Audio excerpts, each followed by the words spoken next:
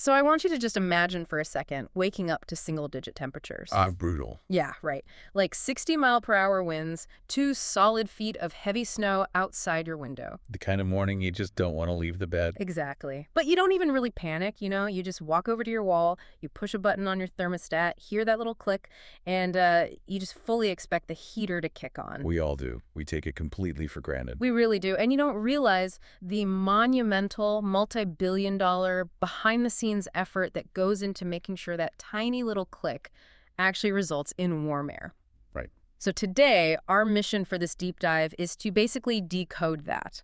We're going to look at the collision of extreme weather, these massive infrastructure investments, and just our general rising hunger for energy. It's a massive topic. It is. And to do it, we've got a really specific stack of sources today.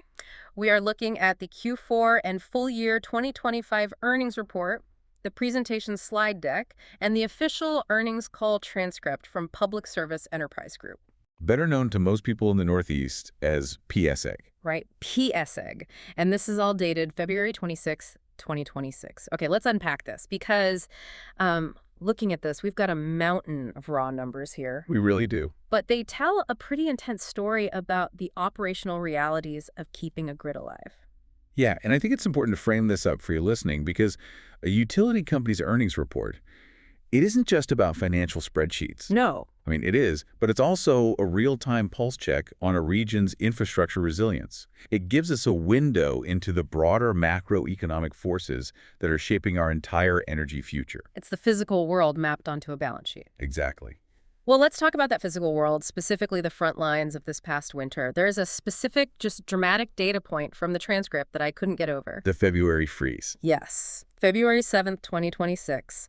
Temperatures just completely plummeted. We are talking well below 10 degrees Fahrenheit. Bone-chilling cold. Yeah, and the transcript notes, this triggered the 5th highest gas send-out in PSEG's entire history. Which is an incredible volume of energy moving through those pipes in a 24-hour period. And it put immense strain on their teams. Like, their appliance service business alone had to respond to nearly 2,000 no-heat calls a day. Wow. Just for context, a normal winter average is around 600 calls. So that's more than triple the normal crisis volume. Exactly. It's a full-on siege. And this is exactly where the analysis gets interesting. This wasn't just a bad storm, it was an extreme stress test. Right. And what the executives pointed out on the call is that this extreme weather actually validated the company's past infrastructure investments. How so? Well, they've been pouring money into upgrading their gas systems for years, replacing old cast iron with modern materials. Yeah. And recent winter weather proved the effectiveness of those gas system investments by significantly reducing pipe breaks and those dangerous low-pressure issues. It's like the ultimate proof of concept. The stuff they buried underground actually held up when the ice hit. Exactly. And it's not just holding up, they are genuinely top tier. The transcript mentions PSEG won the 2025 Reliability 1 Award. Which is huge in the industry. Yeah, for outstanding reliability performance in the Mid-Atlantic region. And get this, it is their 24th consecutive year winning it. 24 years of being the most reliable grid in the region. That's not a fluke. No, it's institutional muscle memory at this point. And they ranked #1 in J.D. Power customer satisfaction among large electric utilities in the East. But my favorite stat... Let me guess, Long Island. Yes. PSEG Long Island ranked #1 in business customer satisfaction. Which is wild. It is an 11-year climb from the absolute bottom of the rankings. They were dead last a decade ago. That is quite the turnaround story. It really is. But for you, the person listening to us right now, you might be wondering, why should I care about some utility company's awards? Right. And the answer is affordability. Because despite managing this massive, sprawling operation during a freeze, PSEG held residential gas rates completely flat for the winter. That's a huge relief for a lot of families. 100%. And it gets better. Through a recent Basic Generation service auction, residential electric bills are actually going to drop. Drop. Yeah, down by 1.8% starting June 1st. What's fascinating here is that there's an environmental win hidden right beneath these operational and financial numbers. Tell me more about that.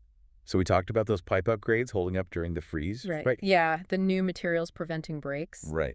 Well, the Board of Public Utilities just approved the extension of that exact program. It's called GSMP3. Gas System Modernization Program. You got it. And continuing that program doesn't just keep the heat on, it actively reduces methane emissions. Because less leaks mean less gas escaping into the atmosphere. Exactly. And methane is a brutally potent greenhouse gas. The transcript notes that by aggressively replacing these lines, they have already dropped their methane emissions by over 30% system-wide since 2018. Wow, 30%. Yeah, so you have a more reliable grid and a cleaner environment happening simultaneously. That is a massive operational win. But let's pivot to the financial fortress that actually funds all of this. Because replacing thousands of miles of pipes is not cheap. Not at all. So let's look at the financial scorecard from this Q4 report. And the raw numbers are just massive. Q4 2025 non-GAAP operating earnings were 72 cents per share. Which cleanly beat the consensus estimate of 71 cents. Right. And actual revenue hit $2.92 billion. That is an 18.3% year-over-year growth. They beat expectations by over $232 million. Those are staggering figures. And for the full year, non-GAAP operating earnings were $4.05 per share. And to really understand the weight of those numbers, you have to look at their historical track record. Yeah, this wasn't just a lucky quarter. Far from it. This actually marks the 21st consecutive year that PSEG management has met or exceeded their earnings guidance. 21 straight years of hitting the target. In an industry driven by completely unpredictable weather. That's insane when you think about it. It is. And it allows them to be very predictable with their shareholders. They raised their 2026 indicative annual dividend to $2.68 per share. That's a solid 6% increase. Okay, but this is where my jaw kind of dropped reading the presentation deck. Yeah. They are taking this financial momentum and placing a $28 billion bet on the future. The updated capital program. Yes. Between $24 and $28 billion for the 2026 to 2030 cycle. Over 90% of that is focused strictly on regulated investments. Which is a staggering amount of capital to deploy. It is.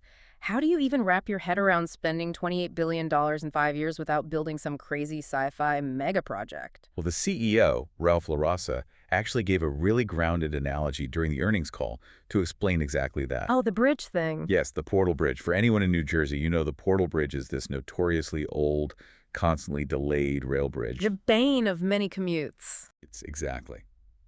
LaRossa compared their massive infrastructure spend to the ongoing upgrades of that bridge. He said this isn't necessarily about building giant, entirely new projects that grab headlines. Right, it's not a shiny new toy. It's the vital end-of-life replacements. Yeah. It is replacing the literal nuts and bolts of a legacy system so it doesn't fail. Gotcha. It's deferred maintenance prevention. Precisely. But doing that in this economy, I mean, inflation is a real thing. How are they controlling costs while buying billions of dollars of copper and steel? It's an aggressive internal strategy. Dan Craig, the CFO, explained that when they build their plan, management assumes a standard 3% inflationary rate. Which is pretty standard. Right, but they don't accept that number. Yeah. They force the individual business units to pull back and find efficiencies, pushing that effective inflation rate down to around 2 to 2.25%. Here's where it gets really interesting.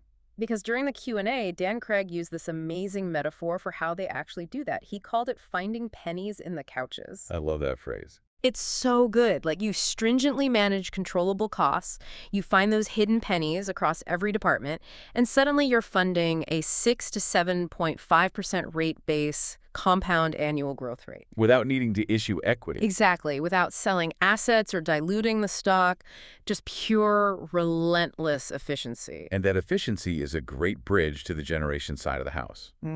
We have to talk about PSEG power and the nuclear baseload. Oh, absolutely. The nuclear numbers are wild. They are. The nuclear fleet operated at an incredible 91.2% capacity factor for the full year. Pumping out 30.9 terawatt hours of power. 24/7, carbon-free power. And the transcript specifically points out how crucial this was during the June 2025 heat wave. When the whole state was cranking their air conditioning, the nuclear fleet was the absolute backbone of the grid. And they are making a major operational shift to make that backbone even stronger. The refueling cycle. Yes. They are transitioning the Hope Creek nuclear plant from an 18-month refueling cycle to a 24-month cycle.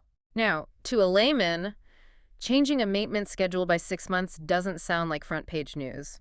Why is that such a big deal for their bottom line? Because taking a nuclear plant offline to refuel is incredibly expensive. You aren't making power, you have to buy replacement power to meet your contracts, and you have to hire an army of contractors. Right. By stretching that cycle to a full 2 years, you have fewer outages over the life of the plant, which means more generated megawatt hours to sell and significantly lower operation and maintenance costs. It's literally finding millions of pennies in the nuclear couch. Exactly. But let's talk about why they need every single megawatt they can get. The elephant in the room right now is demand. Data centers. Yes, massive data centers. And the executives noted on the call that, sure, maybe these giant tech centers are sprouting up across the river in Pennsylvania rather than immediately in New Jersey. But the grid doesn't care about state borders. Exactly. We are all part of the PJM market. That regional load growth in Pennsylvania drives up the scarcity of power everywhere, which drives up pricing. If we connect this to the bigger picture, this scarcity is reshaping the economics of nuclear energy. How so? Well, historically, nuclear plants sometimes relied on the Federal Production Tax Credit, or PTC. Think of it as a safety net floor for pricing. Right, to keep them competitive against cheap natural gas. Exactly. But right now, because regional demand has spiked so hard, market prices for energy and capacity have risen well above that federal PTC threshold floor. They don't even need the safety net. They don't. Yeah. And because power prices are up, PSEG actually raised its long-term non-GAAP earnings growth outlook to 6 to 8% through 2030. Wow. And to make sure that growth is locked in, they are already 95% hedged for 2026. Meaning they've already pre-sold that power at these high prices, securing the revenue. Exactly. It's a very secure position. It really is. But you can't run a heavily regulated utility without navigating the local politics. Oh, the politics of power in Trenton are fascinating right now. Totally. The legislative landscape in New Jersey is incredibly dynamic. We have a new administration coming in. And they've already instituted a 90-day pause on prior regulatory changes. Right. Though the executives were quick to point out in the transcript that this pause doesn't negatively impact PSEG's wages or union benefits. Which is a key signal to investors not to panic. But there are also executive orders being aimed at exploring universal bill credits. You can tell the politicians are feeling the heat from voters over rising electric supply costs. It's a balancing act for the state. You have both the left and the right actively trying to secure affordable, diverse energy to manage that exact voter frustration. What's the legislature proposing? Well, recent bills have been introduced that could establish new natural gas and nuclear procurement programs within the Board of Public Utilities. Okay. And alongside that, you have executive orders pushing for 3,000 megawatts of community solar and battery storage. The state is looking at every possible avenue. And what I found so interesting is how PSEG is positioning itself in the middle of all this political maneuvering. They're playing it very smart. Yeah, they use the phrase technology agnostic. They are essentially telling the politicians, look, you decide what you want to prioritize, solar, gas, nuclear, and we will build it.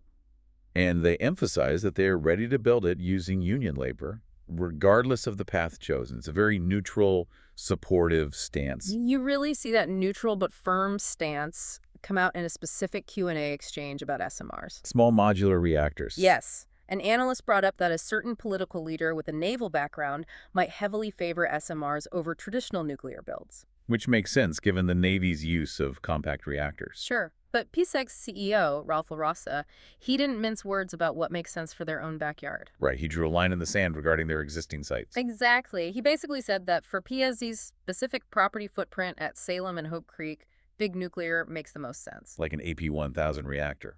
Right. They have the massive water and grid infrastructure already there. Why build small when you are equipped for big? But keeping with that agnostic vibe, he added that if the state really wants to deploy SMRs somewhere else, PSEG is perfectly willing to help them do it. They aren't saying no to the tech, just no to putting it on their prime real estate. Exactly.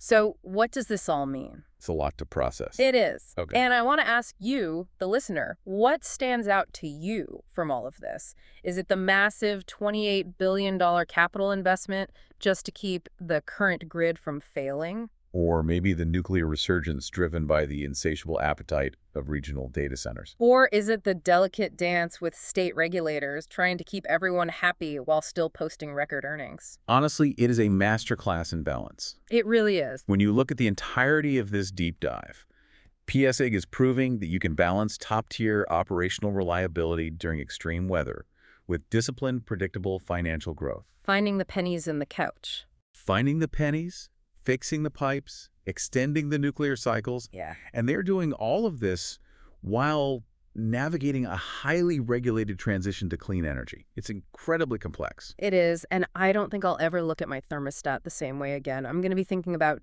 24-month nuclear refueling cycles every time it gets cold. Me too. Well, thank you so much for joining us on this deep dive. We love unpacking these massive systems with you, and we will definitely have more insights for you in the next one. But before we sign off, I want to leave you with one final kind of provocative thought that was buried deep in the Q&A session. Oh, the uranium comment. Yes. While talking about fuel, PSEG's executives casually mentioned that Russian nuclear fuel is going offline in 2028. Which is coming up fast. Very fast. Yeah. And this is going to lead to a massive global reshuffling of nuclear fuel supplies. So here is the question I want you to mull over. If a utility company in New Jersey has to actively strategize around the geopolitical displacement of Russian uranium just to keep local heaters running, how vulnerable are our local neighborhood grids to the quiet shifts in global supply chains? Think about that the next time you hear your heater click on.